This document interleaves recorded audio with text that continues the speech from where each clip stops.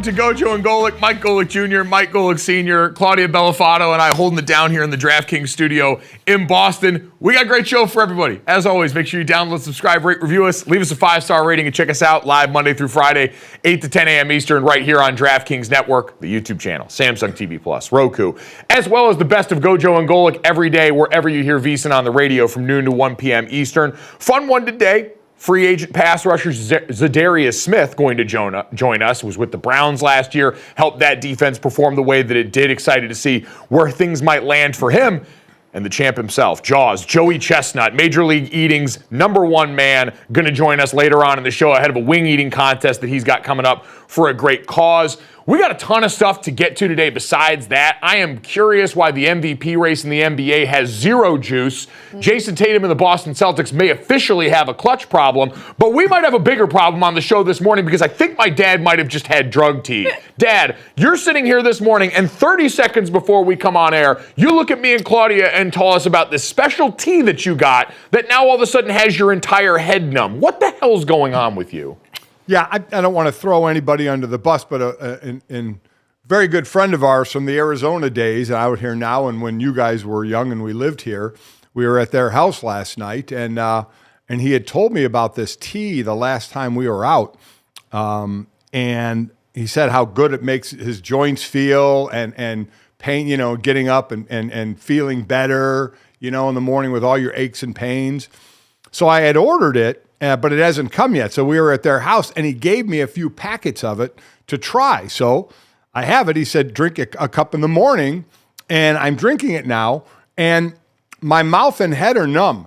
And I'm hoping that's a good thing because I went to look at the packet to what's on it, but the packet is blank. Oh, it's just a packet. Good. What? And when you pour it in the cup, it pours out. It looks like dirt.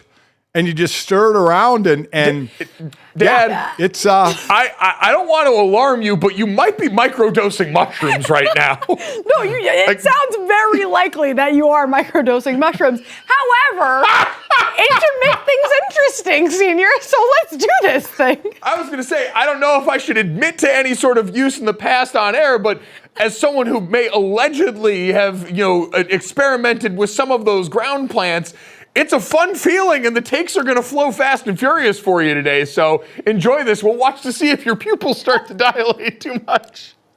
Feeling it in my tongue a little bit right now. Oh, got the tongue going right now. Not sure how it's going to happen, but you know what? Bottoms up. Let's see what happens, huh? So he continues to drink it. I was going to say, he's just drinking it faster now. We've told him this might be drugs, and his result was, let me drink the rest of this as fast as possible. That's a man that's committed to the bit. Whew.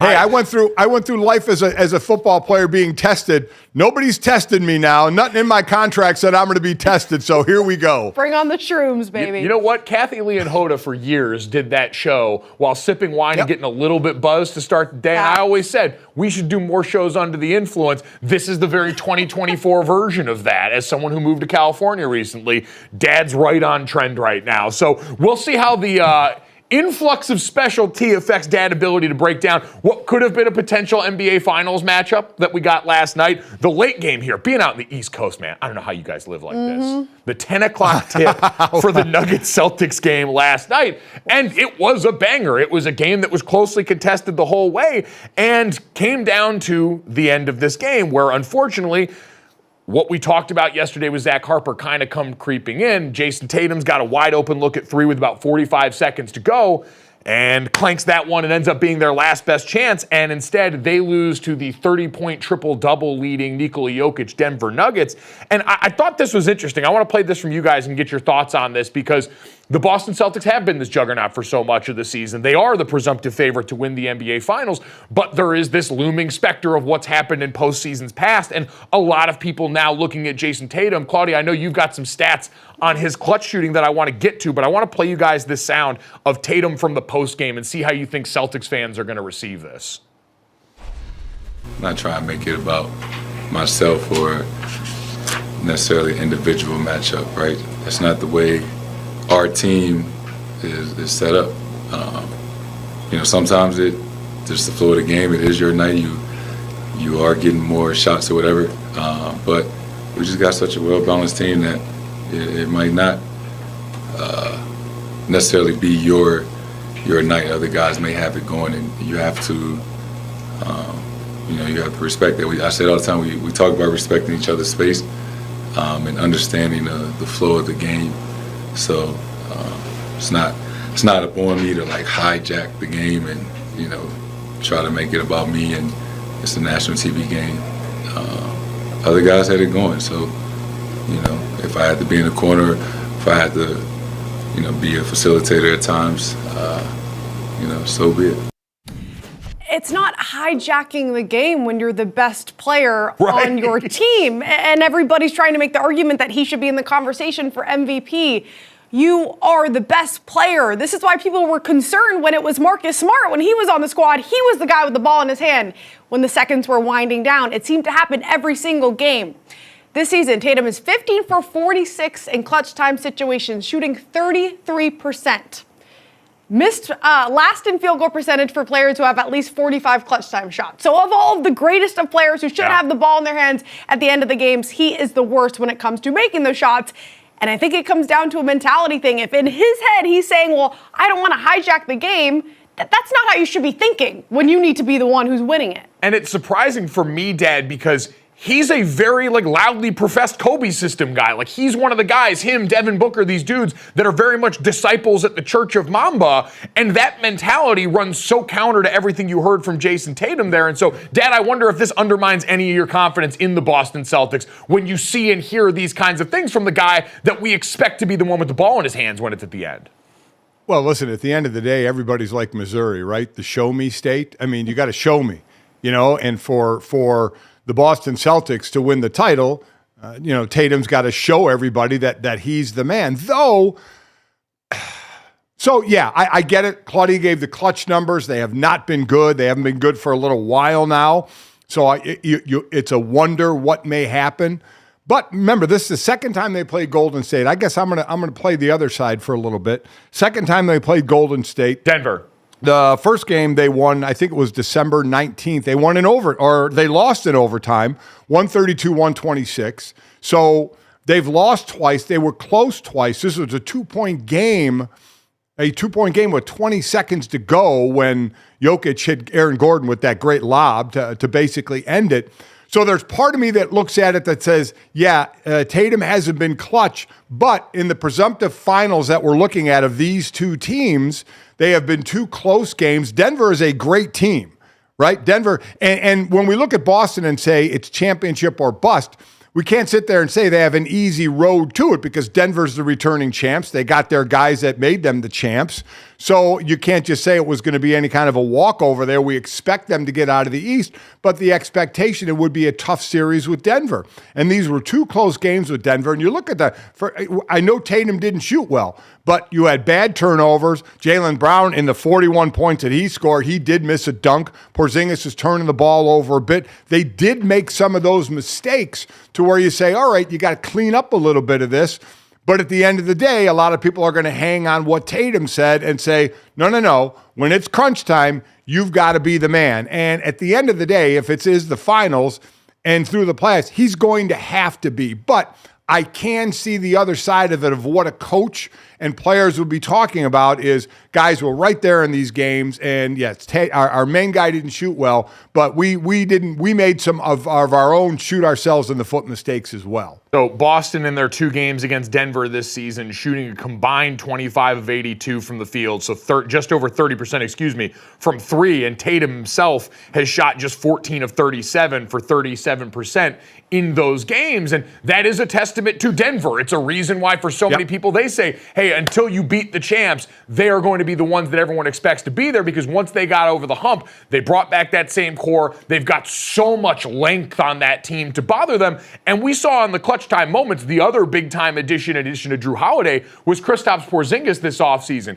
And, man, you want to talk about a clutch-time performer? When it got down to the end, Nikola Jokic took the ball and said, it's me versus him, barbecue chicken. And if it's not me scoring, it's me distributing. It's throwing lobs to Aaron Gordon. It's doing all of these things. and being the facilitator. And I guess that's the biggest difference for me is we also live in the post-LeBron James NBA, where making the right play in the clutch moment is a little more in vogue than it used to be when LeBron took all the arrows for that, coming off of Michael Jordan giving way to Kobe Bryant, where we expected you to be the dude at the end of the game. There's now no shame in doing exactly what Jokic did and say, hey, I'm going to draw all this attention, and then my teammates are going to have to make plays. And we've seen it with Kentavious Caldwell-Pope and with the rest of the guys, Aaron Gordon, like we mentioned on that team, guys willing to step up. For Tatum, though, it's just, I think it's got to be that willingness to be the driving force, to be the straw that stirs the drink. There is a lot to be said about a team that is so versatile and has so many pieces that you trust in that lineup between him and Brown and Derek White and Drew Holiday and all these guys.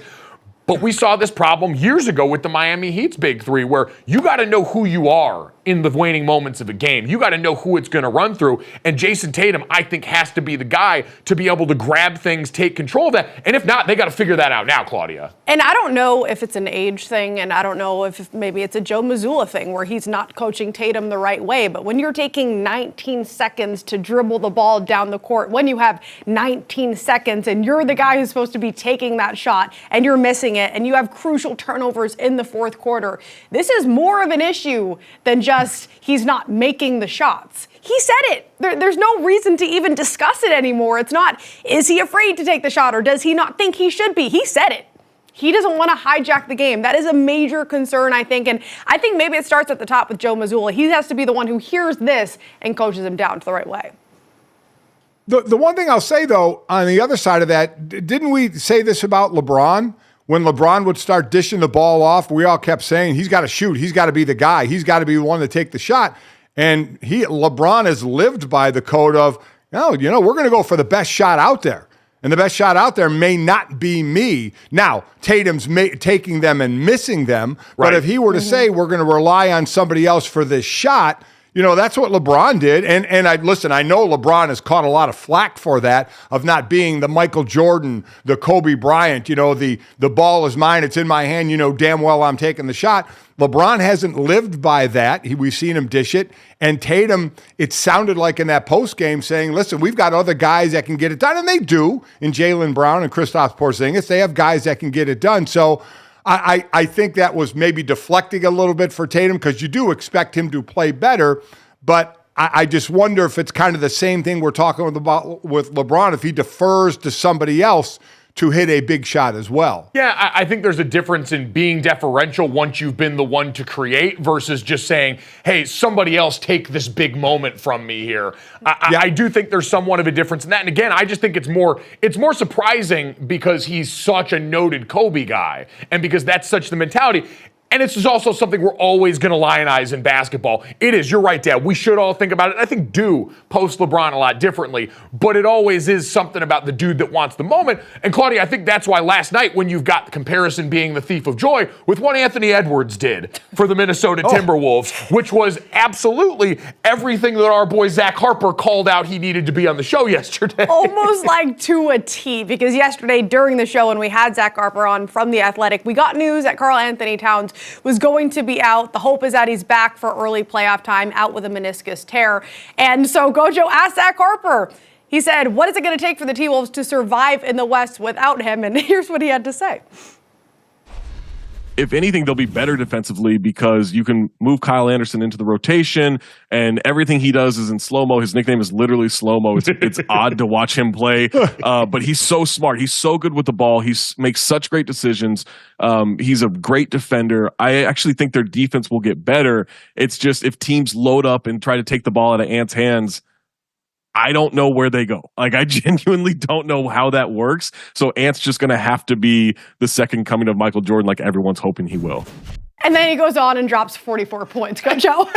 And has maybe a final 90 seconds to finish this game that will rival anything we see all year between the tie-breaking three-pointer with 1:11 left. But, Dad, it's that stretch at the end of the game, the block at the buzzer on Aaron Naismith, where we watch Anthony Edwards' head hit the rim. He falls to the floor and looks like he should be hurt, but gets up full of youth piss and vinegar and absolutely flexes on a crowd full of onlookers onlookers that are wondering what the hell they just saw. Like, Dad, this seemed to be one of those ascendant moments that we keep hoping for one of the most supremely gifted players in this league, and certainly one of the biggest personalities we've got to go with it.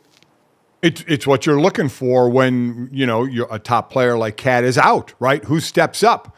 And Edwards stepped up last night, and they're going to need him to do that on a consistent basis now because Karl-Anthony Towns has the meniscus issue, kind of like we talked about with Joel Embiid. He's probably going to be out till the beginning of the playoffs. Even though this was a big win for him last night, I would not expect them to hold on to the first spot in the Western Conference like they have right now with a half-game lead over Oklahoma City and Denver right there as well. I think Minnesota's going to drop down with that. You can only ask so much of consistency without, your top guy, but that doesn't take away what he did, what Edwards did last night. And remember, in this game, gang, if you didn't see it, in the first 26 seconds, you almost didn't see him anymore. Mm-hmm. Right after the tip, he takes the ball, he's dribbling, and he steps on an opponent's foot and rolls his ankle and immediately gives the ball up, is hobbling around, and you're like, oh, my God. Just when you're talking about we're going to need this guy because Cat's out, he's limping around 26 seconds into the game. Now, obviously, he came back in and played great. I would just like to know one time, Mike, what it would feel like to jump high enough.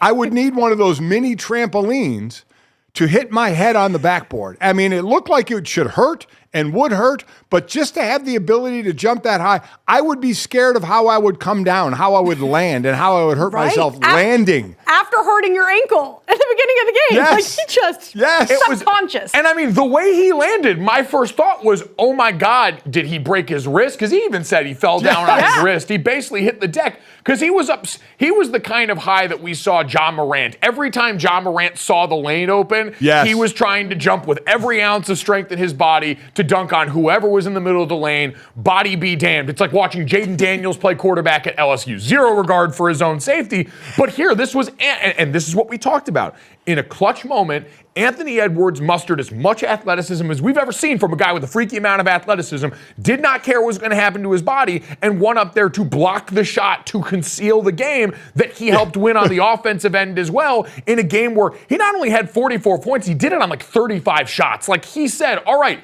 if I got to be the man, I'm going to be the man. And to have that, like, listen, high end, has he been as consistently effective as Jason Tatum? Absolutely not. But we know he has got copious amounts of that dog in him when it comes to these moments, and that is worth something as we're watching him ascend. We can ask questions about maturity, the stuff from the All-Star game, certainly things that have happened off the court with him as well. But when it comes to this and the comparison side by side, Dad, I'm sure there's going to be a bunch of people that go, that's what it looks like. That's what we want guys to do in the waning moments of a game when the opportunity's there. Yeah, I mean, listen, there's a lot to talk about with this of what if Boston got to Denver and lost in the finals, what a disappointment that would be. But again, it would be against the defending champs in the Denver Nuggets. So we'll see. But I'm with you as far as the expectation for the star in this. But I will say, I will say right now, and this is nothing against what Edwards did or the rest of that team, you just don't have your guy in Karl-Anthony Towns now.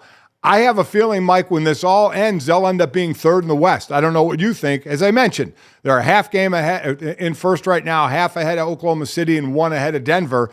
I just, like Philadelphia, we saw slip. They were at a 3 slot. I think they're in a 7 slot right now without Joel Embiid. I think it's going to be difficult for them to hang on to that 1 spot. Speaking of hanging on, Dad, how are you feeling now 20 minutes into your specialty? You've got dribble on your lip at this point. You're a little bit disheveled. I'm worried about you. I had to quickly Google this show to remember your guys' names so I wouldn't screw that up. My head's a little dizzy right now, but we're trying. I'm hoping it'll settle in, and I'm wondering if I should go for a second cup of it right now. I'll explain. Actually, the high on this is actually more additive than it is multiplier, like certain other substances. So you may be okay there. Coming up next, let's get to a name that Chicago Bears fans are going to remember right now. Jalen Johnson going out here and getting dumb paid, and also a very bad mistake that I made yesterday on the internet. Next.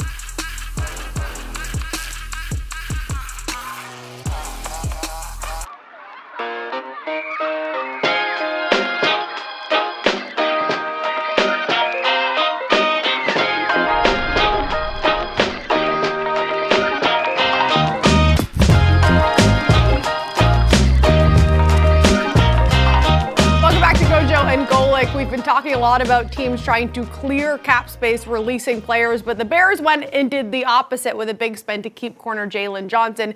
They finalized a 4-year, $76 million deal. He's entering his 5th season in the league, second-ranked corner, according to PFF last year, guys. What do we think about this one? I think it makes a lot of sense to keep Johnson on the squad. Makes a ton of sense. This is a guy who is on his way up right now and is a homegrown player. I understand he wasn't picked by the current regime and Ryan Poles and company, who just got over here a couple of years ago. But, Dad, I do think there's always something to identifying the guys that are already in your building, seeing the trajectory that they're on, and then keeping them in-house, especially at this number. Like with the average per year at like $19 million, they kept him well below market setting in pretty much any metric, whether it's the guaranteed money, the average per year, what have you, for this deal, for a player that started to have the production match a lot of the traits from early on in his career. He's a really good off-man and zone corner in the scheme that Eberflus wants to play. And you saw last year a physical tackler around the line of scrimmage too. So I think this one's awesome, Dad, for a Bears defense that now has dudes at every level they've invested serious money in and seen significant returns, especially from Jalen Johnson and from Montez Sweat, who they brought over at the deadline last year.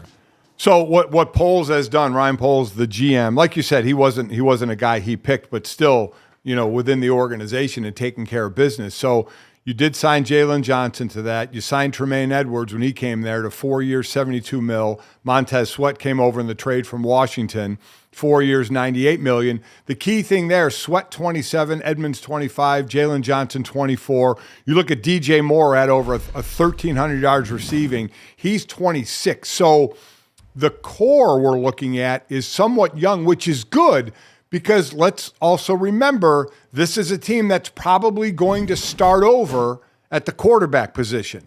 So while you see in this defense, I think they finished 12th in the league. The last handful of games or so, they were right near the top in points given up. I think 17 a game. They were playing extremely well on that side. They were number 1 or number 2 against the run on defense. I guess that's going to be my question as they're building up. Do you take a halt and say, okay, now we got a rookie quarterback? And I know what people are going to say is, well, wait a minute. Well, I mean, look what C.J. Stroud did. Look what happened in Houston with a lot of young guys. And I get it. So no, I'm with you. But that would be the only if the rookie quarterback does normally what a rookie quarterback does.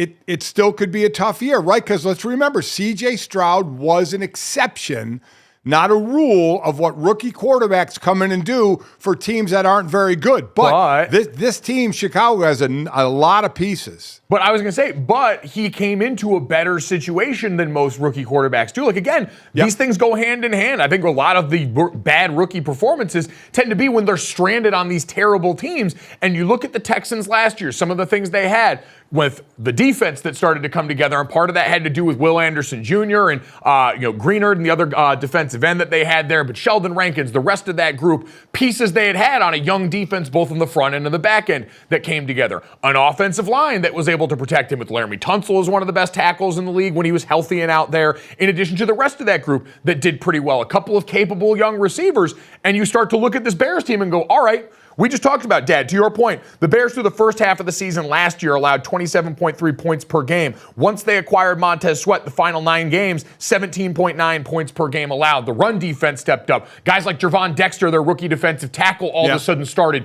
to look better and get that benefit of having another dude out there to take a lot of that attention. And so you take those parts, you go on the offense and say, all right, offensively, you brought up DJ Moore. I'll say Darnell Wright, who they drafted last year out of Tennessee. Tevin Jenkins, who they drafted a few years ago out of Oklahoma State when healthy. And the way that they've fortified that position group. And now you're going to have DJ Moore. You've got a backfield with Khalil Herbert and some of these guys that can scoot. And, oh, by the way, you've got that other top 10 draft pick in a draft that is chock full of high-end receiver talent. So I don't know, guys. I look at this and I say, why aren't we giving the Bears a little bit more credit to be able to pull off a Houston this season if we're going to identify any team that's got the makings of it? It's Chicago. Listen, I agree. I agree with you, but I'm just pumping the brakes a little bit because you are going to be starting with a rookie quarterback. A lot is going to fall on Shane Waldron, right?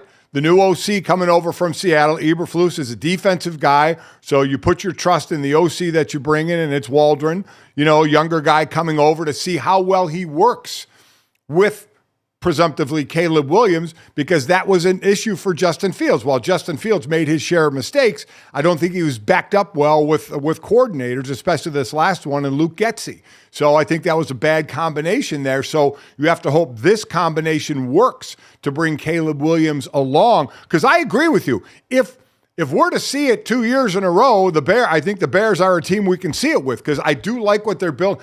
Even before what you're going to do at the quarterback position, I like what they were doing building the rest of that team. I think Ryan Poles is doing a really good job. And now, again, that first pick's going to be a quarterback, but what's that next pick going to be in the top 10? I mean, where are you going to grab? What hole are you going to fill there? You should be excited if you're a Bears fan, because of that division, and you need to get better, because with Jordan Love, Green Bay has gotten better. Yep. Detroit is the flavor of that division right now. Minnesota, we'll see what they do at the quarterback position.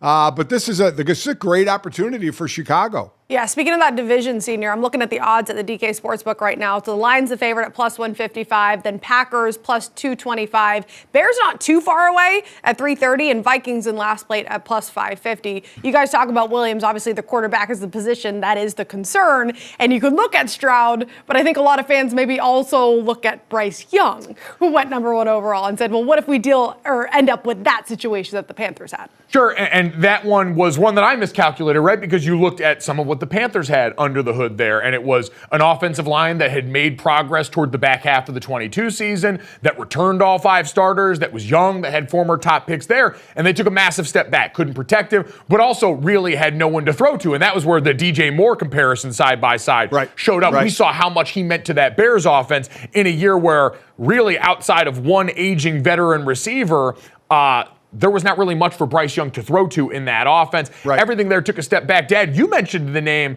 one of them in coaching that I think is interesting that comes into focus now, though, and this is what I said when they decided to retain him, is this is a real, it is a hot seat year for Matt Eberflus. Calling it a make or break year seems like it's underselling it, but he's the one I have circled on this, because the way Ryan Poles has operated with the moves that he's made here recently, those look like good GM moves. He's in a position in the draft with a ton of capital to make a bunch of good GM moves, and I think no matter what, because of this, he's probably going to survive whatever happens this season. The rookie first overall pick that they take is obviously going to be there for whatever happens next, but I look at Matt Eberflus, who limped to the end, won 4 out of his last 6 games at the end of last year, but was still talked about as someone who could have gotten fired at the end of last season, because when you start to mix up timelines like this, you get Justin Fields. You get exactly what happened with him at the beginning of what was supposed to be a promising career. So, Dad, I don't know about you. This is the only thing that worries me about the entire ordeal is, what if they don't pull off the Houston and it's just good enough but not quite, and they decide, you know what, maybe we want someone else besides Matt Eberflus, and now you repeat the same cycle that helped you chew up and spit out your last top overall pick at quarterback? You better think long and hard about that, right? You better think long and hard, because I'm not going to sit here and say Eberflus is going to be gone if they don't make the playoffs like Houston did. I think that's would be foolish to say. But you need to see improvement, right? Because let's go the route. I don't think they're going to make the playoffs, but if they did, that would be awesome. But let's say they get better, right? They're better. The arrow is pointing up. And now you got a decision made. You're going to get rid of your coach, because forgetting even Eberflus, because he ain't coaching Caleb Williams. Shane Waldron is. So now, if you get rid of Eberflus and bring in a new coach, for the most part, you're going to have another new offensive coordinator. So that would be your rookie quarterback in 2 years will have 2 different head coaches and 2 different offensive coordinators. That ain't good. And that's what we talked about with Justin Fields. So you got to be really careful about starting on that path. So I don't think it's playoffs or bust for this team by any stretch of the imagination, but they got to be a lot better. I think it's a lot closer to that than we're going to give it credit for, because history in the NFL is littered with teams that look at their high-priced top overall pick and say, we know what we've got here, and if we don't think you're the hands capable of molding it, we're going to get you out and try and rectify that mistake in a hurry.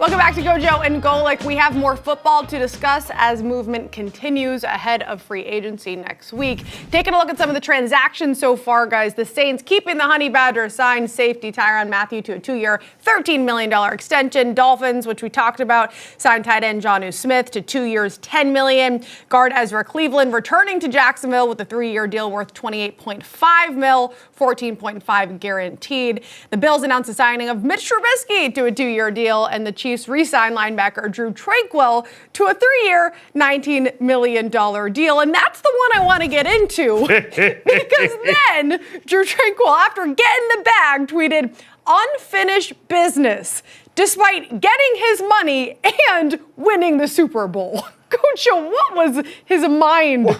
Like, what was going through his mind during this? You know what? And I want to say congrats to Drew because we root for all things Notre Dame around here. Former Notre Dame safety and linebacker. Love to see him making big things happen. But yeah, I do think we get so caught up in the boilerplate athlete speak sometime, Dad, that we forget what that actually means. The business is all finished. You finished every bit of the business. You closed the deal personally, professionally, and talked to him before the Super Bowl at media night. It seems like his personal life is going very well. He's got a beautiful family. So I would say the business is very finished, and you're maybe trying to add to it. We need to figure out a different, cliche saying for these guys in these spots because I think they're running out of stuff. Well, I'd like to know, did anybody in the mentions ask him what unfinished business are you talking about? And did he answer that? Because maybe he had a certain thing. I don't know what it could possibly be. But because you're right, athletes hang on to that. We've heard it. We actually heard it this year from Kansas City. Nobody believes in us. We're the underdogs. When technically they were. When they went to Buffalo and then Baltimore, they were the underdogs and they weren't used to being that. So they actually did come back from that. But yeah, that would be a line that I would look at and say, yeah, you're right. It's done. It's over. You're at the top of the mountain holding the flag and wearing the ring. So I'm not really sure what's unfinished right now. And you got a bag. The picture that he posted with this is him and Travis Kelce celebrating the Super Bowl victory. Yeah. And somebody took the words out of your mouth, Senior. They posted right underneath the first comment, "What is unfinished?" ? Everybody's confused here.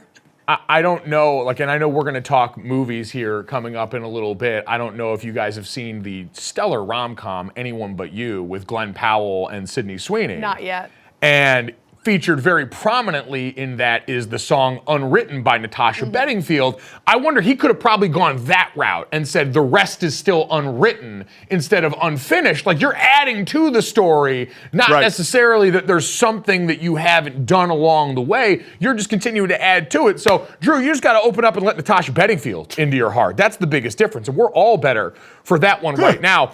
I do want to, while we're, taking accountability for the things that we say, tweet, and do, I want to raise my hand and admit that I have become a disgusting old person, and I probably need to retire from the internet after yesterday because I had a moment. I got. We were in the middle of franchise tag, NFL free agency, legal tampering, all these deals getting signed, and I always caution people. Check the accounts you're retweeting, usually Twitter, X. I'm not going to call it X, not even if there's a fire. You're not Dad, you're just Twitter.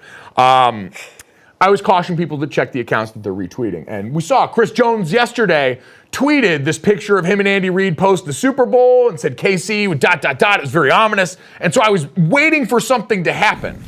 And all of a sudden, I see this tweet that I thought was from Adam Schefter that says Chiefs Chris Jones agreed to a 4-year contract extension worth up to $119.8 million, including $115.5 million fully guaranteed per source. And I'm looking up the numbers on Spot Track and Over the Cap, and I'm like, this is more than Aaron Donald. This is more than so many people. This is almost a fully guaranteed contract. Incredible. And I'm seeing, I won't throw anyone under the bus, but plenty of current NFL players tweeting at him, hey, congrats on getting the bag, do your thing. I quote tweet this and send it off, only to find that I got a darn Schurfter. I got the fake account that completely bamboozled me online. So, Dad, I now know how you feel every day walking into the internet, afraid of what might be lurking around every corner.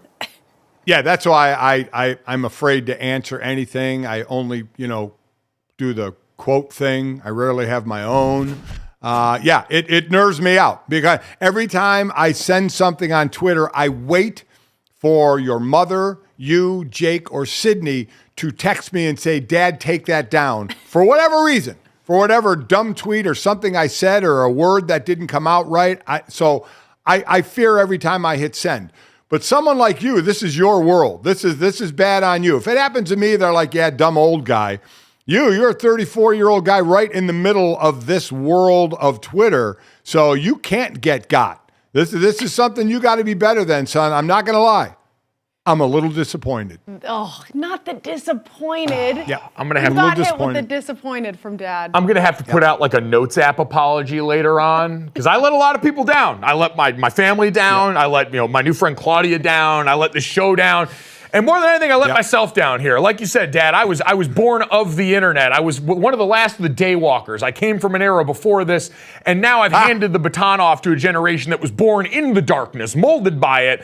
They didn't see the light of day until they were already grown folks. I was someone that was coming in and merely adopting it, and it showed in that moment. It was embarrassing, it was scary, and I had no idea what was going on. I hope Chris Jones gets that, by the way. It was one of those things. Yes. Stay woke. I wonder if this is someone leaking this so that when his eventual contract numbers come out, people in Kansas City are like, oh, actually, this is decent savings compared to what a darn Schurfter told us that he was going to make there, like $114 million. Honestly, you know what? This isn't my fault either. This is Elon's fault for what you've done to this website. Yeah. You've ruined it. You've created a hellscape out here on what used to be a powerful, functioning ecosystem. There we go. I'm back. None of this is my fault again. That dork ruined everything. Son. Nope. Don't do it. Pull the thumb. Don't point the finger. Not doing it. Look in the mirror. Not doing it. Pull the thumb. Not doing it. They've ruined it with their weird, colorful checkmark system and freaks being able to buy them out of nowhere just to flex on other people in there and the bots on this site. I'm tired of it. No, I'm not looking to have some fun. 18 plus cherry emoji. I don't want to do that. Porn bots, get out of my mention. That whole website is hell on earth now. This isn't my fault. This is a product of the system. You got to look around. This is an us problem. We as a society got to mobilize and we got to do something and take this website back from the Tesla man that's ruined it. Just give us football, man. Just give us we really need football football back in here. I'm so sorry. You know what? I still think you're the MVP of Twitter, okay? I feel like you'll come back from this. Thank you. I appreciate that. Yeah. Can we talk MVP a little bit? I'm really interested in the porn bot conversation, but I'm also interested in the fact that Jokic continues to be the favorite for MVP. And after last night's performance, he went from -150 to 170, 20 cents movement in his favor. But I do want to have the discussion because we didn't really dig into this with Zach Harper from The Athletic yesterday. I wanted to ask him, is there a world where SGA, with his team second in the West, half a game ahead of the Nuggets, at plus 250 makes sense, averaging over 31 points a game, leading the league in steals, top 15 in assists, or my guy Luka, who I always sing praises about, at 7-1, leading the league in points, almost 34 points a game, people, 9 rebounds, almost 10 assists. I get it. I get why the Joker, the fact that the Nuggets are at the top, and he is the best player, and he is clutch, all of that. But is there any love for SGA and Luka? These guys balling out. Value is the word that comes to mind for the bettors out there. I see value at plus money with those two guys. I would agree there's value there, but I think what you've brought up is an interesting commentary on the MVP race as a whole. And what I was thinking about before, there's very little juice around this MVP race right now. Like when you think about what we've had over the last couple of seasons, Jokic winning MVPs had inspired so much debate because their team was not accomplishing, kind of like what Luka's dealing with right now. They were a 6th seed in the Western Conference. He was winning so many, he was starting to touch rarefied air. And now it's almost like we've let him back into the club post-championship where people are willing to say, oh, yeah, no, that's the best player. We need to give him the awards that deserve as such. when we had Joel Embiid last year, who is a more compelling overall NBA character and was in the midst of a dominant season. He was deserving, and there was there. But now, in lieu of having someone like that was such a clear foil, and because the Mavs have been so dreadful defensively, although last night we talked about that Miami Heat team, they go out there and beat them. Luka Doncic breaks the NBA record for 35-point triple-doubles in a row and is averaging a triple-double, I believe, over his last 29 games. The guy's been stellar. So why don't we put a pin in this when we come back, talk about where the NBA MVP race goes, and is this lack of juice a product of the rings plus minusing that we've done to professional basketball?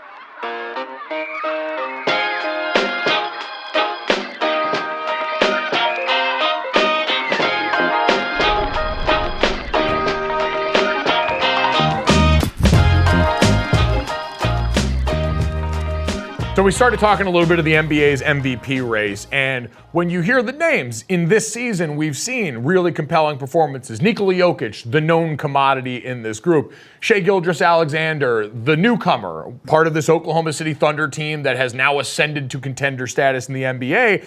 And then Luka Doncic leads the NBA in scoring, has been a household name for a while on a Dallas team that seems to be having some struggles, especially defensively this season. And Dad, when I say all that, there's not a ton of pop to it. And I wonder, is this just a down year? Is it a transition year where we're getting used to some new faces? We've got a guy in Nikola Jokic who we know has a bit of a different relationship with basketball. Or is this more of what's happened in the playoffs or bust rings culture NBA, where now all of a sudden the regular season MVP that, remember, for a while felt cursed. We had about a 4-year stretch that we're on where the NBA's MVP hasn't reached the conference finals in their conference during that time period. So what have you made of what's happened to this award and the way that we talk about it?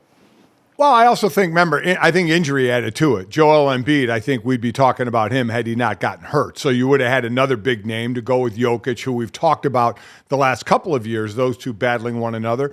Really, the new name is SGA right now. Not so new. He's been doing this for a little while now. But now you've got the team near the top of the West. To me, it would be, I don't know, are voters going to say, hey, do that again next year? Not your great play, because we've seen that, but have your team up near the top again next year before he gets it. I know he's second in the odds right now. Luka is phenomenal, and we've known Luka has been great, but that team just, my God, they just don't play defense, don't do anything, but that doesn't mean he's not obviously a great player leading the league in scoring, but Joker is just a Joker, and he just keeps doing his thing, and Denver is one of the best teams out there. So I agree, it's a bit of a weird race. Joel Embiid being out of it, I think certainly hurts because you love when the big men are matched up against one another. I don't think Luka's going to win it. Sitting there in the 7 slot because, we talk about how good is your team or how bad is your team if you're not on the team. Well, he's the star of that team, one of the best players in the league, and they're sitting there, in 8th right now. So yeah. I would imagine what you do with your team has to have something to do with because it's a regular season award. But, he's been so stellar and over the top, and that was what happened with Jokic. One of the years he won it, they were a 6th seed in the Western Conference. Yeah, that Denver true. team without him would have been nothing, much the same way this Dallas team without Luka would absolutely crater and fall into the earth. And you hear the way his teammates talk about him, about seeing this once-in-a-lifetime performance, about a guy who they have the utmost confidence in every night when he steps on the court. He makes life easier for everybody on the offensive end. We know defensively, hey, you can only expect so much from the guy at this point. It's not like Jokic has ever been some dominant defensive force, even if he's improved a lot as a player there. So I do think overall, this is a good thing that we're at a point where we're so ready to coronate Nikola Jokic after years of wanting to tear down arguments for his greatness just based on the fact that he hadn't gotten over that championship hump. So I think that's a net good and just sort of an interesting transition year. Injury, like Dad mentioned, a big factor in all of this. With that wrapped up, Claudia, let's get to a little special edition of Cash It or Trash It here as we head into Oscar weekend. Let's do it. It is time for Cash It or Trash It presented by DraftKings. Stay tuned to hear all of what DraftKings has to offer. The crown is yours. Gambling problems? Call 1-800-GAMBLER. Age and eligibility restrictions apply. Void where prohibited. See DraftKings.com for details. Okay, let's get to it. Oscars are Sunday. Odds for the best categories like Best Picture, Best Actress and Actor, Best Director, and more you can find on the DraftKings Sportsbook. I'm looking at it right now. There's lots to choose from. Recently on an episode of Pablo Torre Finds Out on DK Network, Pablo caught up with screenwriter Cord Jefferson, whose film American Fiction is the odds-on favorite to win the Best Adapted Screenplay Oscar. Take a listen. I'm in this weird transitive moment, right, where I've taken this art project that I've been working on for 3 years of my life with my close friends, and we've been putting all of our resources and hearts and souls into, and I'm now in this period where it's turning from this art project into a commodity that I need to sell people now. That is and it has nothing to do with integrity or anything. Like I understand that this is the nature of the business, and this is something this is part of the job, and I'm okay with that. But I'm just not a confident salesman. I've never considered myself a confident salesman. I've always been bad at it. Even going back to like selling candy bars for AYSO soccer, like that was never. I hated it when I was a kid, and so it seems very unnatural for me to do that. And so I am. So I'm just constantly on edge these days, trying to not screw anything up and trying to make sure that as many people as possible see the film. Well, Cord Jefferson, you are the favorite for Best Adapted Screenplay, so happy for you whether you win it or not. But let's talk about Oppenheimer because they are a massive, massive favorite to win Best Picture, Best Director with Christopher Nolan, Best Actor with Cillian Murphy, and Robert Downey Jr. for Best Supporting Actor. So if we're talking odds and I'm advising you, no, there is no value when it comes to the risk of what you're risking to gain. But I'm curious if you guys see another name on the board. You have Poor Things, you have The Zone of Interest, The Holdovers. I feel like you, GoJo, maybe know some of these names. Senior, maybe you do too. I'm going to be truthful. I have no idea. So I'm going to ask you, are you cashing or trashing a sweep of Oppenheimer? I'm probably going to go that, like, all the indicators are there, like a ton of wins at the Golden Globes, the BAFTAs, the Producers and Actors Guild, stuff like that. That's usually a good indicator. I never saw it. On the Barbie Oppenheimer weekend, I went Barbie and I couldn't bring myself to spend the 3 hours in the theater necessary to check out Oppenheimer yet. I heard it's great. I think we had to see the Science Man have way too much sex in that movie from what I heard, which is kind of wild. Dad, did you ever see Oppenheimer? No, I heard there was like a 15-minute sex scene in Yeah. that one, which okay. Yeah, I'm not really. I did not. So this is what usually happens. I think there are 10 pictures up for Best Picture. I saw one, and it was Barbie. If That's that good. says something about me, okay. I'm okay with that. Great movie. I'm fine. I don't know these other movies, so cashing it or trashing it. I know Oppenheimer is up for what? They have 13 nominations. Barbie has 8 nominations. It was what, the Barbenheimer weekend that we're talking about. Favorite movies. Love Cillian Murphy from Peaky Blinders. Yeah, Man, he's did I love that series. Holy smoke. So I'm going to say cash it. I think supporting actor being Robert Downey Jr., I think it should be Ryan Gosling from Barbie. I agree. mean, I really, really do. But for the sake of this argument, I'll say cash it, even though Barbie's the only movie I've seen of these. That's fair. That's fair. Clearly, we did our work here, but it's fine. But I will say, right, if we're talking odds, you would have to risk $5,000 to win $100 if you're going to cash this ticket. So that goes to show you just how likely it is that Oppenheimer does win this award. And I just want to say about the sex scene, I went and saw Top Gun, which obviously this is about, last year or whenever it came out. No sex in that movie. I know. No blood, no death. Give me the 50-minute sex and blood and death anytime over a movie like that. And I have to admit, Barbie, I didn't think it was that good. I loved the Barbie movie. Oh, I think okay. it's shameful that what we've seen is that movie get nominated about female empowerment, and Greta Gerwig as the director did not get nominated for Best Director in this movie. Margot Robbie as lead actress didn't get nominated in this movie. You had Best Supporting Actress catch the nomination, but a little bit wild there. I enjoyed the hell out of that movie. I will say the only movie that I'm going to actually take up and cape for going into award season, because I don't get bogged down by what the Academy thinks much.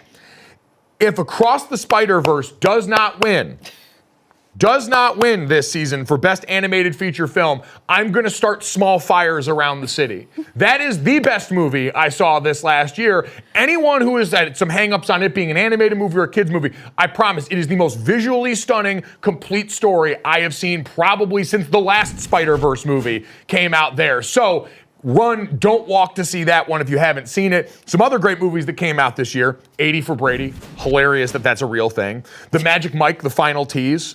John Wick 4. Fast 10. Yes. Saw 10. The Taylor Swift Eras Tour movie. Anyone But You, which I said was phenomenal. And, oh, by the way, Cocaine Bear. Lest we not forget O'Shea Jackson Jr. starring in Elizabeth Banks' masterpiece, Cocaine Bear, about the legendary grizzly bear that ate a duffel bag full of cocaine in the hills in Tennessee. An incredible piece of cinema that's getting robbed at the awards because the coastal elites can't let us have anything. Yeah, well, I'm telling you, Claudia, you on violence and blood, then it's John Wick 4 and Saw 10. You're going to get your fill of that. Way more than maybe you even want. The John Wick movies, I have said, I will continue to see in perpetuity as long as they feel like making them. It is the most consistent product in the world of sports, bar none. And make no mistake about it, John Wick is absolutely a sport, and he is Jordan, LeBron, all wrapped into one. That is my GOAT heading into Oscars weekend.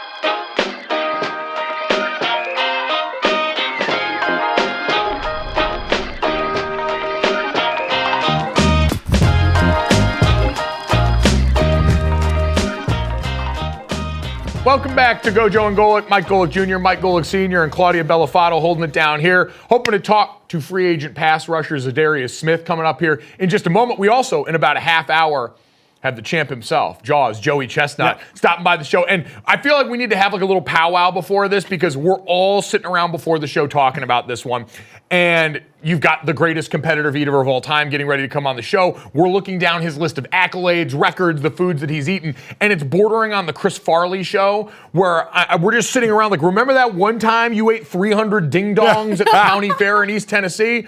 That was awesome. Like, we're all fighting the urge to ask, because we all have food interests here. I mean, I've been sitting and kicking around fast food advice and questions for the last couple of days on social media. It's hard to ignore. Like, Claudia, what is the number one, like, food-related question you're interested in asking Joey about? I just want to know about, like, technique, because I'm thinking, I saw ramen noodles on the list, and, like, just the technique of opening the throat to just, because I imagine he's great at brews as well. Like, he could get up there with the Kelsey brothers at a Cavs game and just chug those beers, because, it's all about technique. So that's what I want to know. It is. It's a very technically driven sport. I remember I was fortunate before the 2019 CFP national title where LSU ended up winning. It was down in Louisiana.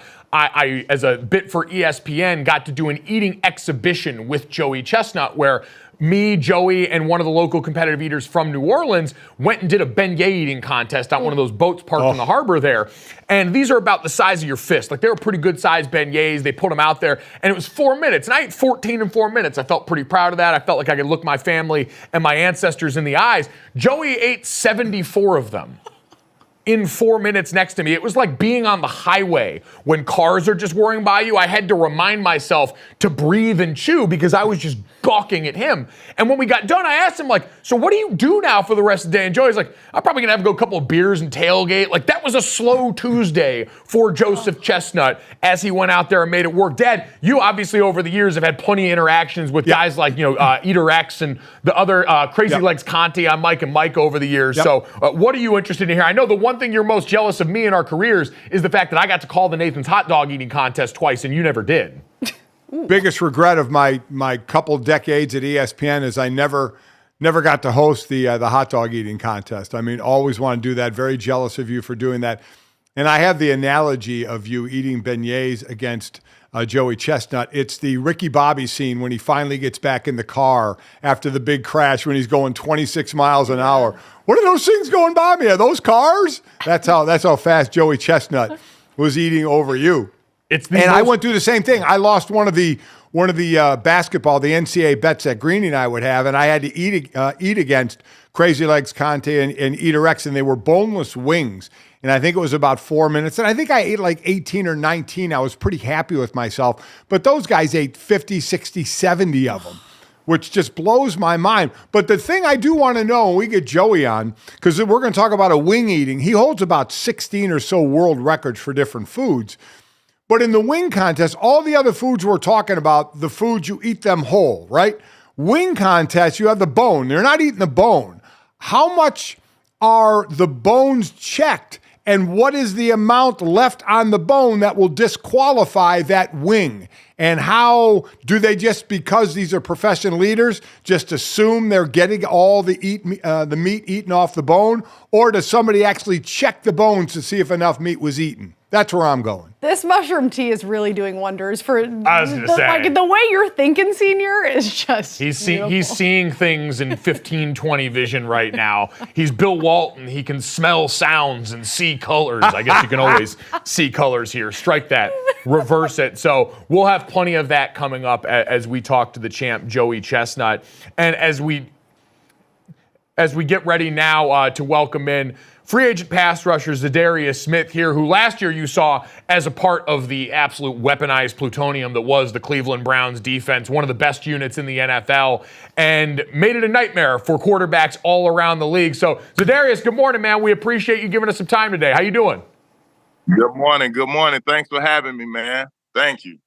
No, we really appreciate it. And it's got to be an exciting time for you. I mean, you've put yourself in a position to now go out here and, hopefully cash in on the hard work and the great season you had last year and the great career you've had up to now. But I'm curious for you, what is the approach for you as you get ready to head into free agency as we get into this time period? Well, free agency, man, it's a blessing just to be able to go into my third free agency. I can go back to my first one back in 2019, where it was me going to the Jets, and the Jets was on the phone, and then they was calling me back. So I was like confused at first, and then my agent called me back and was like, "Yeah, man, we're going to the Jets in 2019." And they told me they was gonna call me back and never called me back. And I think that at that time they signed Le'Veon Bell, and it was a big free agent signing, man. And I was so nervous. And my agent didn't call me back till 12 o'clock that night, and was like, "Man, you ready to be a rich man?" I was like, "Yes, sir." He was like, "Man, you're going to the Green Bay Packers, man, and would play with a legendary quarterback." So, for that to be my first one, it was kind of nervous. Now going into my third one is big. I just hate all the traveling, but hopefully something great come up here in the next few days. That's one thing I can honestly say in my 9-year career, my agent never called me and said, are you ready to be a rich man? So I'm envious of you for that. And so I'm wondering, words every person would love to hear. I'm wondering, so Yes, sir. you were, as you mentioned, a free agent twice. This would be your third time. What's the biggest thing Yes, you've sir. learned from the first time to going into your third time as a free agent about this process? Going into a winning culture, going into a team that basically want to win. That's their mindset. Basically, the scheme. Also,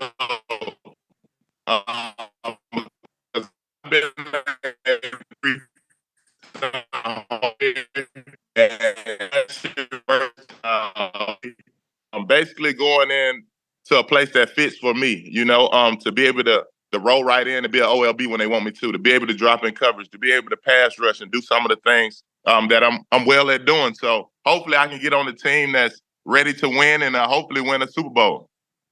And certainly, listen, you guys had such a wild season last year in Cleveland for a roster that so many people looked at as Super Bowl ready. Is that a place that you'd like to go back and be a part of? What did you make of the culture in that building in Cleveland that has been much maligned for so many years?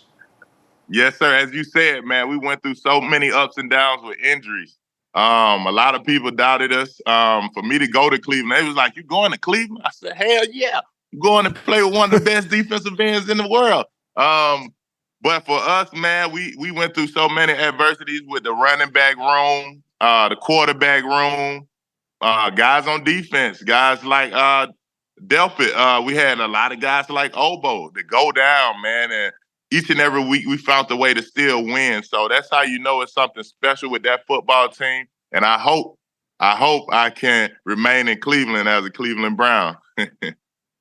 So I'm wondering, because obviously after team meetings, you split up offensive, defensive meetings, or what was the talk amongst the players when on the offensive side, you saw quarterback after quarterback after quarterback till there was a fourth quarterback used to try and propel this team? What was the talk on the defensive side? Stay the course. We got one of the greatest defensive coordinators ever, man. And he was just telling us it starts with us. Whatever we put out there on the field, the offense going to follow. Going through those injuries, we didn't know who was going to be our quarterback the next week and the week after that. So the defensive coordinator kept telling us, man, just stay the course, and guys are going to feed off of us and play off of us. And that's what I like so much about this defense, because we had the attitude, man. We had the brotherhood in that locker room, man, to where it just rubbed off on the offense. And as you can see, we was winning week in and week out. What is it about Jim Schwartz that separates him from other coordinators in your mind? I would say legendary, man. He's been in the game so many years. He's always talking about this, by the way. I've been in this thing for 40-something years.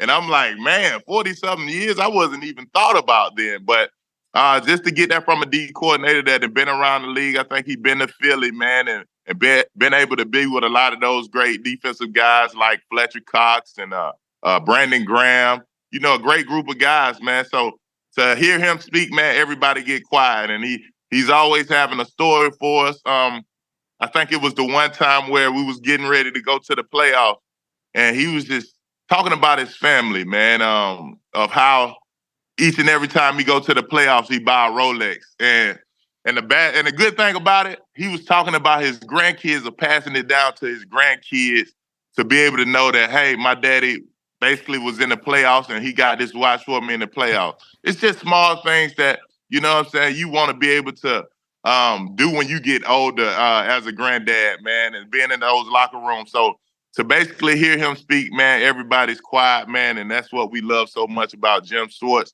And that's why we was one of the number one defensive teams in the league this year. That's a pretty cool story. I know my grandkids would end up selling that watch, making the money off of it, but that's just I'm still them. waiting for my Rolex. I'm waiting for you to pass it down. Yeah, keep waiting. Yeah, keep waiting, my son. Keep waiting. We just finished the combine, something you did back in 2015. I saw 274 you weighed. You ran the 4.7, 23 reps, all the different stats that were up. Yeah. What do you think now? But you did. I always like to look at this. But you did everything. What's your thought about some of the players today that are starting to say, you know what, I might do this, I'm not doing this, or I'm not doing any of this, kind of picking and choosing what they're going to do? I feel like all that stuff is important, because you done played a season and teams basically want to know if you can play football. I feel like guys who are running fast, it's good for them. Big guys, I don't think we really need that in the combine, but I feel like more of the meetings, having more of the meetings with the different teams, going in there. I can remember my first meeting with the Patriots, with Belichick, man. I had cameras from each and every. Sorry about that. Oh, good. I had cameras from each and every angle, man, coming at me, and it was one question where he asked me, "What is this formation?" And at the time, I didn't know the formation, and he told me. He said, "All right, that's good. Thank you for coming, man." And that was the only question that he asked me. So I would say, man, just being prepared.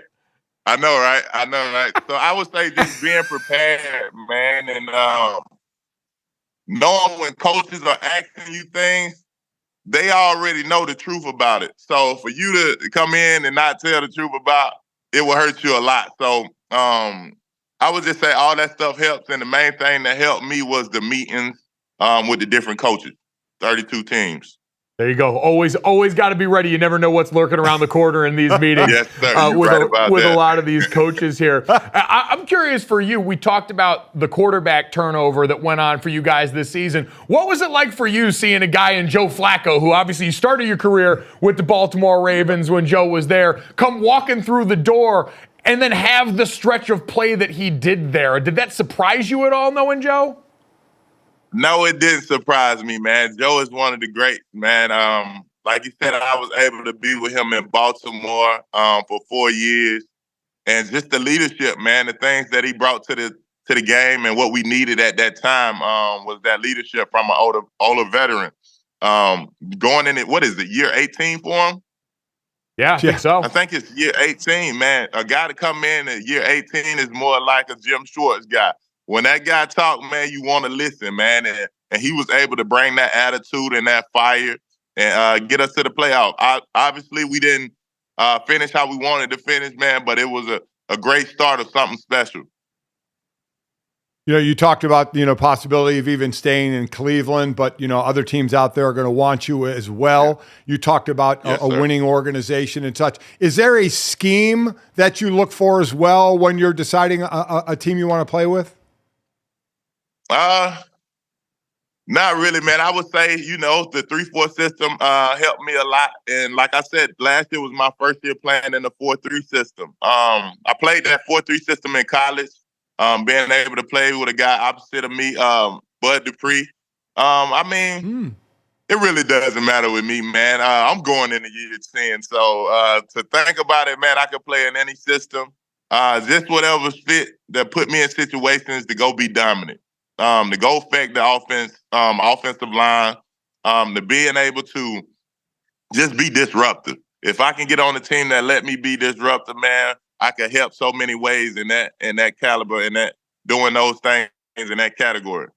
And certainly that's been reflected at every stop along the way for you, that consistency, being disruptive is a part of that unit there. But like you said, your third time around on this, you mentioned the priorities you talked about before. Hey, when you went to Green Bay, the sell was you get to play with this Hall of Fame quarterback. And coming over to Cleveland, I want to know what your impression of was. I know he didn't obviously get to play through the whole season because of injury, but in seeing Deshaun Watson up close and in practice and in games early on, what kind of confidence you have in his ability to sort of turn things around since he was brought in to be that kind of quarterback for that team? Man, I can tell you this, man. If Deshaun can get one full season or 2 full seasons under his belt, man, that's a Super Bowl contending team. Hopefully I could be there when it happens. But I would say for my quarterback, Deshaun Watson, the only thing he needs is a full season. Obviously, he haven't been able to do that. But hopefully this year, man, he can bounce back from the injury, man, and hush a lot of people's mouths because Cleveland is back, baby. I'm telling you, Cleveland is back with Deshaun Watson. Yes, sir. All right, Za'Darius, let's go back to the early years. In high school, you played basketball. You didn't start playing football till your senior year. So were there NBA dreams dancing in your head and not NFL dreams when you were in high school? Yes, so quick story, man. I can remember my high school football coach always coming and walking up to me to ask me, hey, man, you need to be out here to play football, man. Can you come out and just play? And I was like, nah, my mom won't let me play. She want me to play basketball. So for myself, man, I waited and I got a chance to play AAU basketball my last year of high school, going into my senior year. So that summer.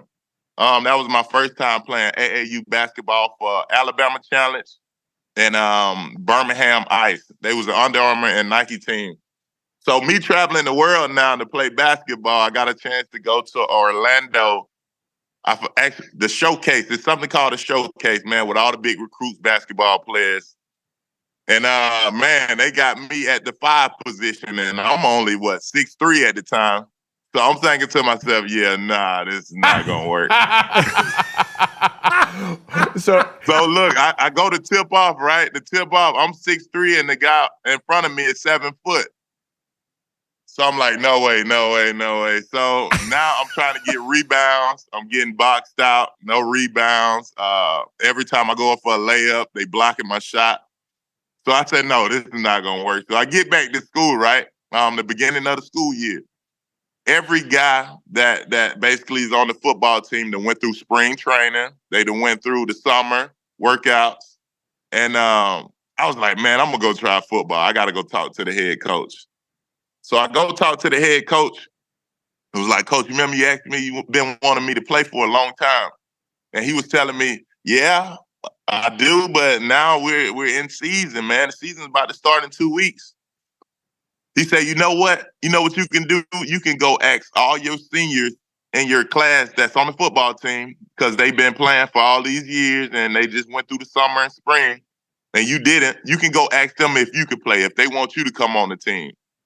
And I kid you not, man, if them guys would have said no, I wouldn't be here talking to you guys. I wouldn't be Za'Darius Smith. I wouldn't be in this league for 10 years, man. And I look back on that story, man, to always be good to people because you never know, man. If I was mean to those guys or acting a certain type of way, they could have been like, nah, we don't want Z playing with us. And I would have never been who I am today, man. So thankful to them guys in my senior class, man, who said yeah for Za'Darius Smith to come out and play football. And after that, it was history, man. I took off, went to junior college, went to Kentucky, and as you know, got drafted to Baltimore. Well, I think in addition to you being thankful to those guys, there's a lot of NFL fans of different teams that are also thankful that those guys said yes to Za'Darius Smith so that now they can get the benefit of having you on their team. Za'Darius, we could talk to you all day, man. Congratulations on all the success. Best of luck with the free agent journey here. We're excited to see where you land next. Appreciate it, man. Thank you guys so much for having me. Definitely. Thank you. You know what? I got to say, I'd imagine it worked out pretty well for that high school senior class when they said yes. Once they saw him get on the field and saw what he was going to start to do to help the rest of that team win pretty well. That is a phenomenal story. I mean, to have the start of your football career in the hands of your senior classmates, he's right. If he was a jerk about it and not nice to those guys, that never would have started. That's a phenomenal story. So look, we had a 10-year class reunion. They had a great class reunion. I can tell Hell you that. Yeah.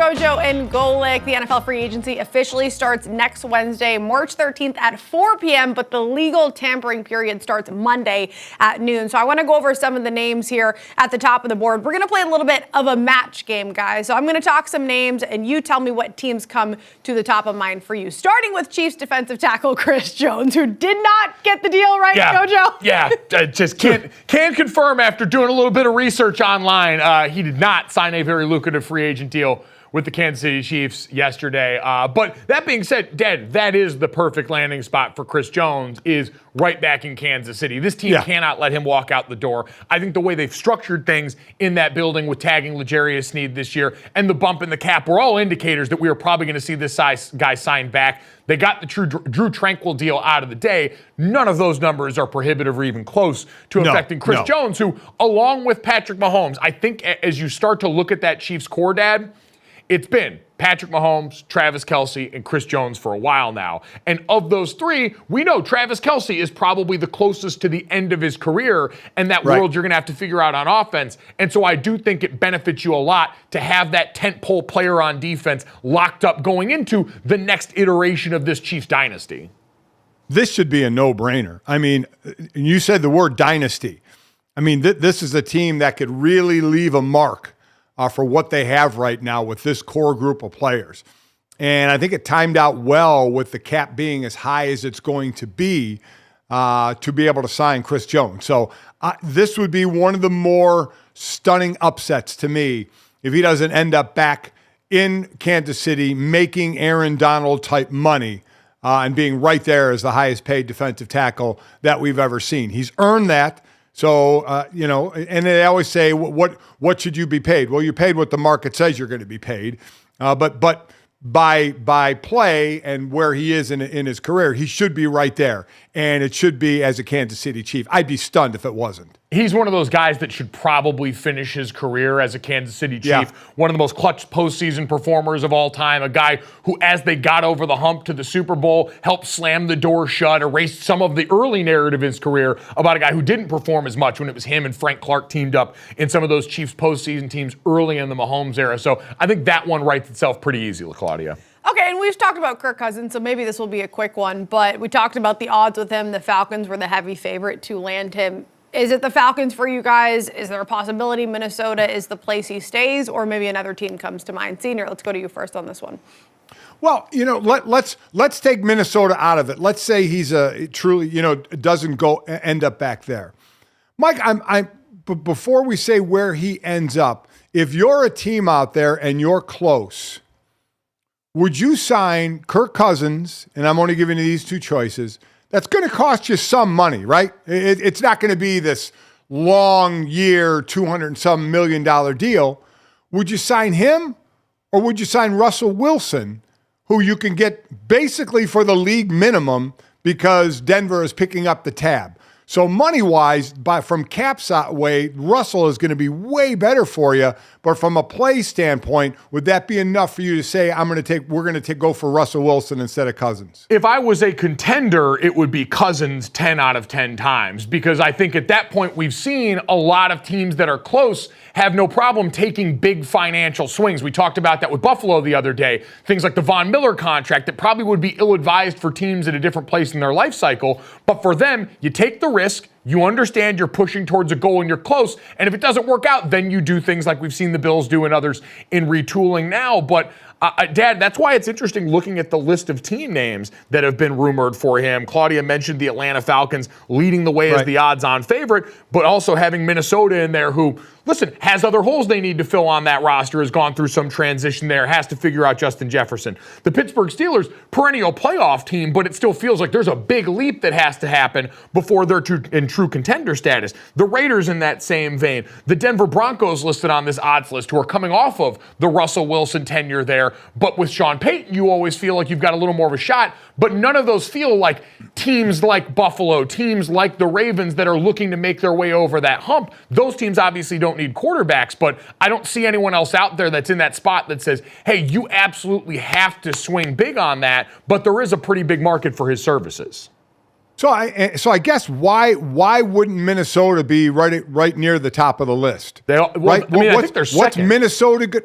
What's Minnesota going to do at the quarter? Because I always say, okay, we don't want him. Well, who you getting? You have the 11th pick of the draft. Are you going all the way back to having a rookie with some of the talent you have? You're going to sign Justin Jefferson to a monster deal.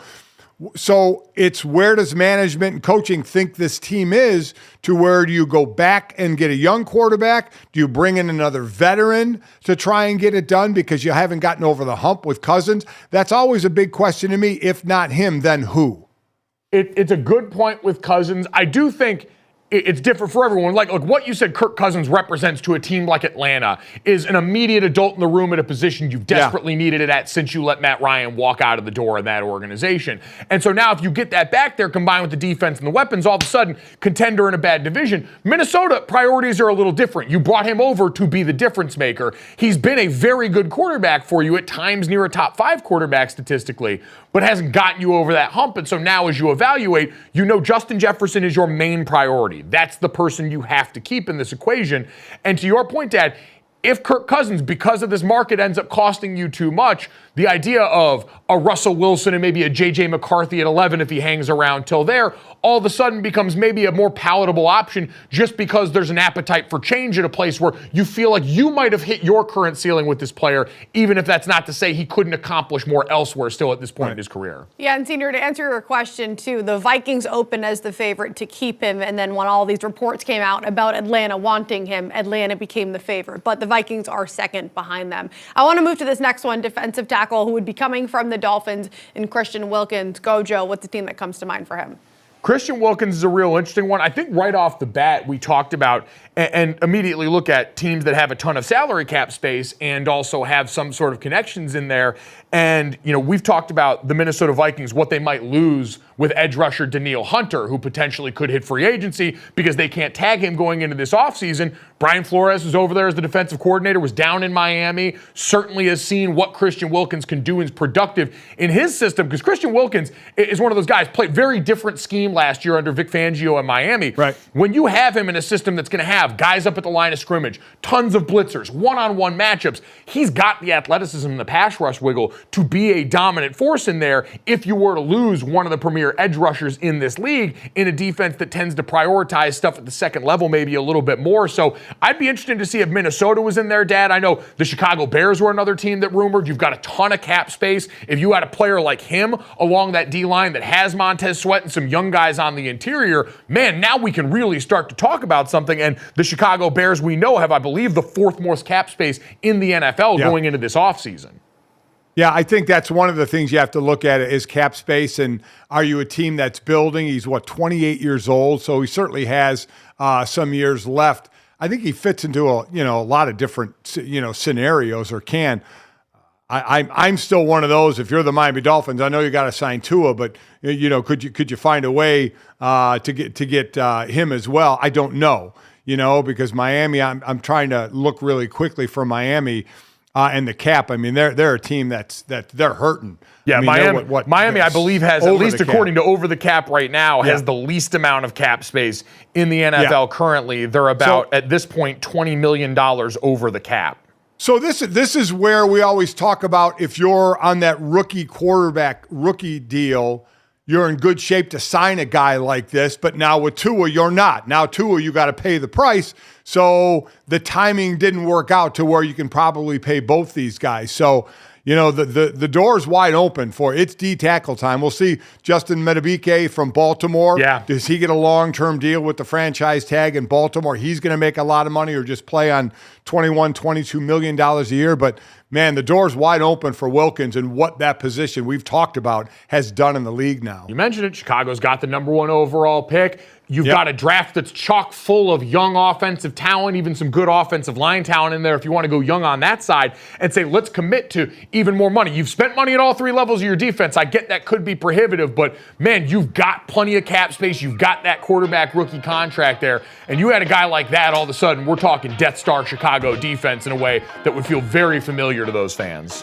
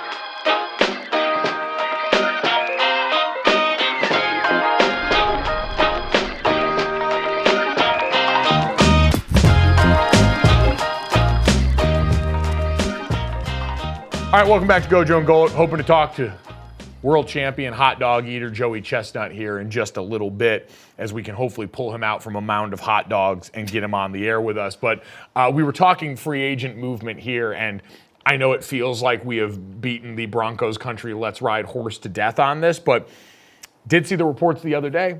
Russell Wilson, according to Jerry Dulac of the Pittsburgh Post-Gazette, said that the Steelers are planning to meet with Wilson before free agency gets underway next week. Remember, the Broncos gave him permission to talk to other teams before he actually gets released and kind of get a head start on that. And Dad, the Steelers had kind of been pretty status quo this offseason, saying, hey, everything we've heard publicly, they trust Kenny Pickett. We talked to Cam Hayward, though, and he said, competition should be everywhere in this building, at every position, including the quarterback spot. And you've talked about how cheap Russell Wilson's going to be. This does seem like one of the ideal upside landing spots if you're looking to bring in some veteran competition in a room, or at the very least a veteran voice to help Kenny Pickett if you do believe he can keep going. I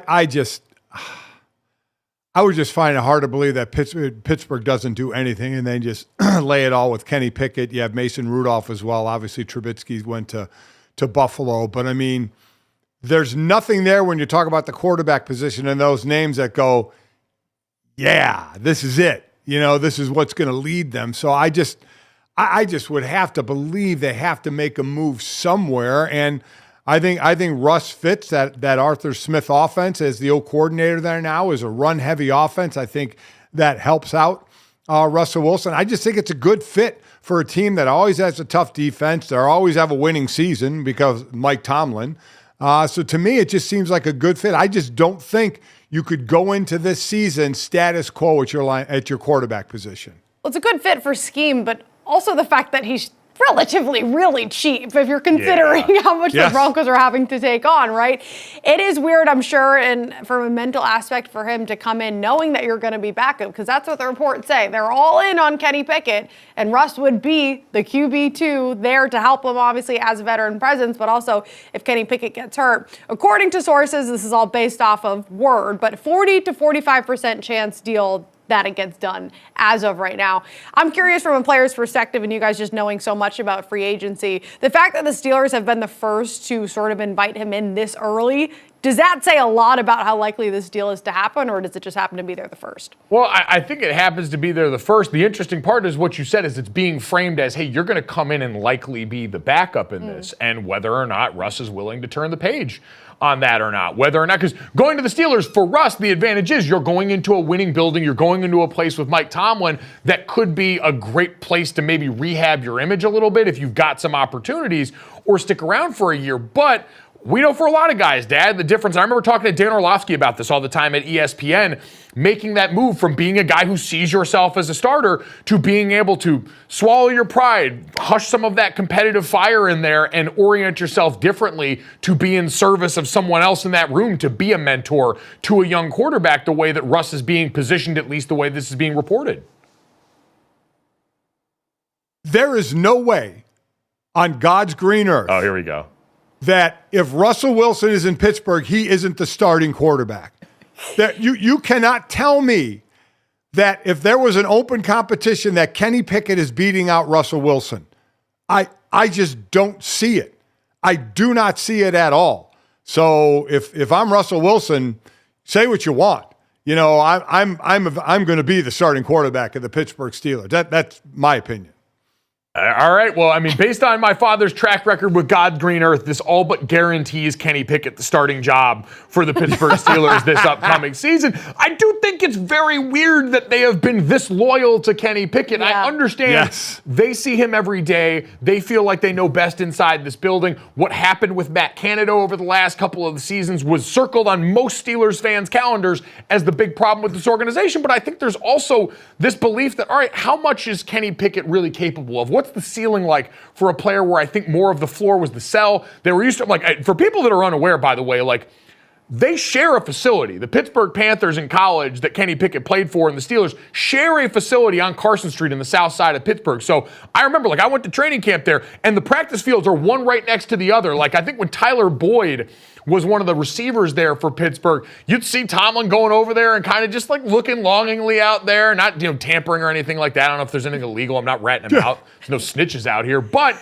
you've got all that familiarity. So I'm sure Kenny's a guy they're like, all right, we've seen around here for a while. I'm sure they talk to people in that building pretty regularly with Pat and company. So I get all of that there's probably trust, and this is a loyal to the soil organization. That's how they get down.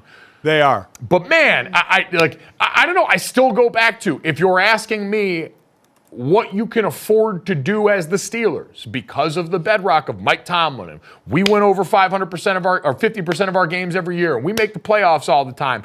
I do feel like you can afford to take more of the risk on the guy like Justin Fields, who at this point has infinitely more upside than Russell Wilson at this point in their careers. So that's what I was going to ask you. Pittsburgh looks like they're going to stick with a guy like Kenny Pickett.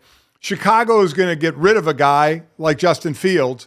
If you had your druthers right now and you had a team and you could pick Kenny Pickett or Justin Fields at your quarterback, who you taking?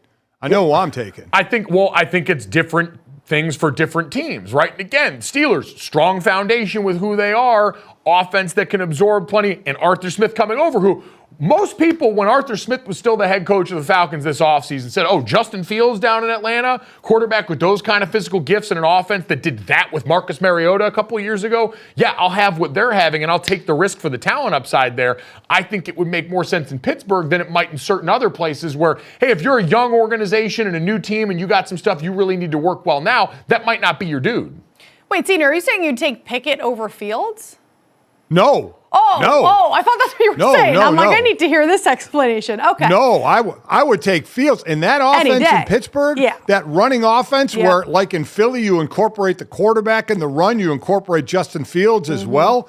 Oh, my God, would not even be a question for me. I'd take Fields, absolutely. That's what I don't understand. Like, what is it about Kenny Pickett where they're saying it's not big hands that he has, like that's not the thing. It's not his mobility, really. Like, Fields clearly has a big edge there. Wilson, even a guy who's not afraid to use his legs, but it's not like Kenny Pickett's a huge mobile guy either, so I don't get it. And I mean, I thought the end of last season, and this is no shade to Mason Rudolph, who came in when Kenny Pickett was hurt, and then when Kenny Pickett was healthy, they stuck with at the end of the season because Mason Rudolph had been playing compelling football at that point as the Steelers post-Matt Canada were starting to find a groove in the offense. We've talked about the weapons in Deontay Johnson and George Pickens and the tight end room there with Pat Freiermuth.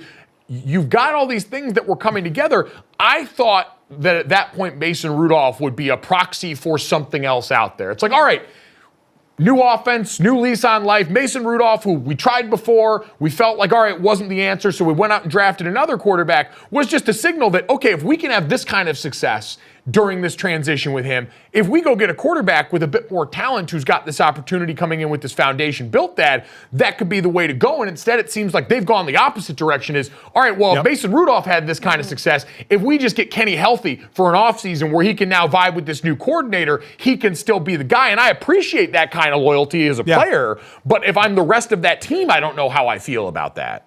Yeah, and that's been the Pittsburgh Steelers from the coach on down, right? Loyalty and giving a guy a chance and not just, kicking him to the curb quicker than most. And as a player, you appreciate that for sure, but you're right. What about other guys in the locker room? And I know we just had Cam Hayward on the D tackle from that team, and he's going to be a team guy like he should in picking up everybody on that team. But, yeah, I mean – It is what happened, what does happen in locker rooms when certain parts are going well, certain parts aren't going well, the murmur that can happen in locker rooms about, what are we doing here? And especially if they stand pat here, I do think there's going to be some eyebrows raised by other players on that team saying, wait a minute, we're not trying to improve this position at all, when I think a lot of people think that's exactly what they should be doing. I think for a lot of other players, my frustration, the way we talk about quarterbacks has always been is you can't introduce competition because then they're looking over their shoulder and they're not playing as freely when every other position on the team is constantly having dudes brought in. I mean, Cam Hayward, who we talked to yesterday, there's Steelers fans that want that dude to retire because he was a little bit banged up this year as he goes into the final year of his deal. And yet if there were people that would be averse to that, it just runs counter to what everyone else gets. Unfortunately, couldn't get Joey Chestnut on the phone, buried under a mound of hot dogs. And so instead, coming up next, we will have to get to some other interesting eating habits discussed here on GoJo Golic.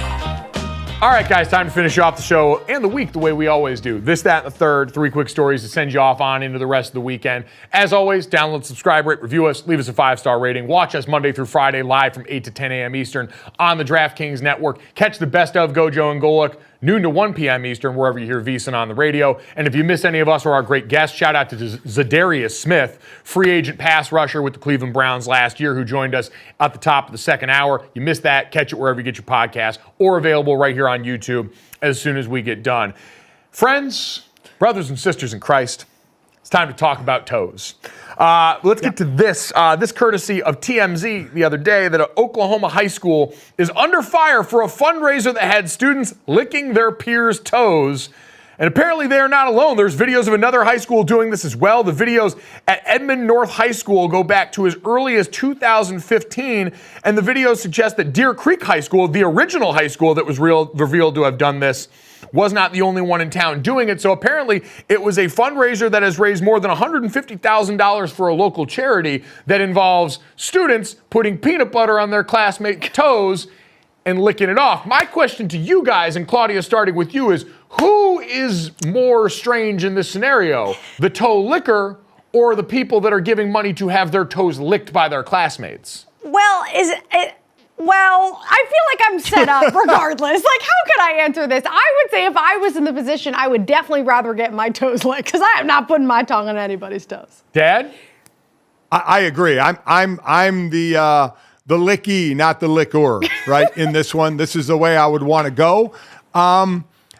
Listen, it supposedly raised $150,000 for the charity. If you're the charity, do you care how they raise the money? Nope. You're taking the check, right? What does that say about that many people wanting to get their toes licked that they raised $150,000? That's what I'm saying. You walk into school and you're like, you know what? I'm ready to give my hard-earned allowance or cash because I want Timmy from pre-calc to suck my toes today.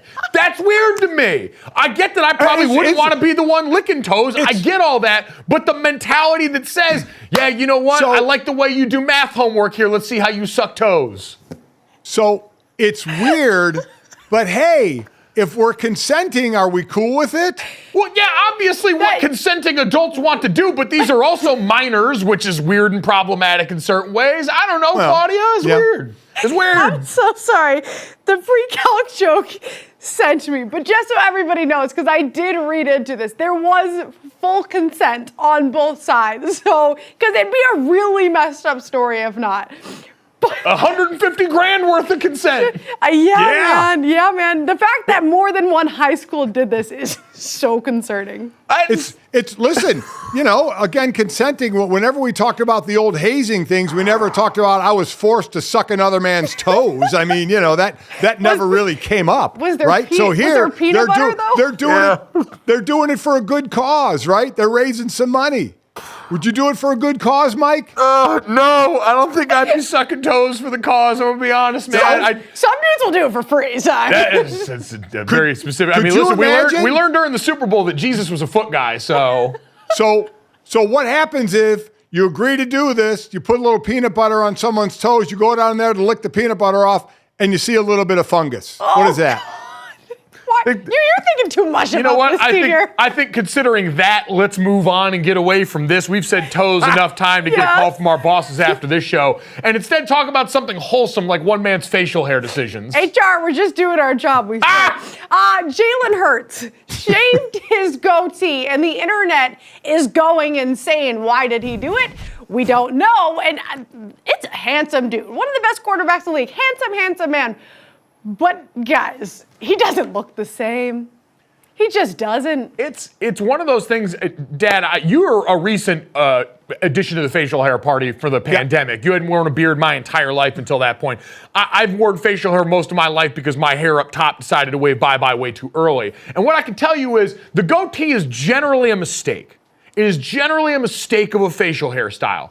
Unless you are Jalen Hurts. That man was born to rock this style. He is the best looking quarterback in the NFL right now, bar none. And I don't know if the NFC East has a rule that you're only allowed one goatee at a time, because we saw Dak Prescott recently added the goatee to his repertoire. And this is a net loss for everybody involved. No one in the situation is better for this trade. I will say this. I agree. He's incredibly good looking, and incredibly good looking people can pull off just about anything. And a goatee is one of those things that he could pull off. I'll say this. By the time we get through training camp to the season, he will have it again. Because you know how that goes. When you're in training camp and all that, you don't want to shave as much. The worst thing in the world is you get clean shaven and then you put a chin strap on and sweat and all that. Messes up with your skin. I think he will have a goatee and some sort of beard again in training camp, and then the goatee for the regular season. I hope you're right, Senior. I really do. He needs to grow it back. I don't like, and I feel bad when we do this to guys because he took a risk, like he did something here. Jalen, you still look great. Yeah, you look like, great. Don't take advice from me. Like, Christ Almighty, look at me. Like, don't pan the camera in closer, but look at me and look at you. I don't need to be telling you how to be handsome out here. You got that on lock. But this is like when Justin Herbert got his haircut when he was a rookie, and everyone was like, maybe bring it back. Yeah. And he did, and it all worked out better for it. So we're all for people trying certain things. Please don't zoom in any closer. I don't put on makeup before this. These cameras are high def. You don't want to see what I got. I don't want to see what I got going on in here. So let's move from that to the third where, Claudia, we've got some more record-breaking news in the world of women's sports. Yeah, man, the Aces just continued to do things that have not been done before. They sold out the 2024 season for season-long tickets, the first ever to accomplish that in the 20-year history of the WNBA. I mean, that many people on season tickets, 8,600 memberships for 2024.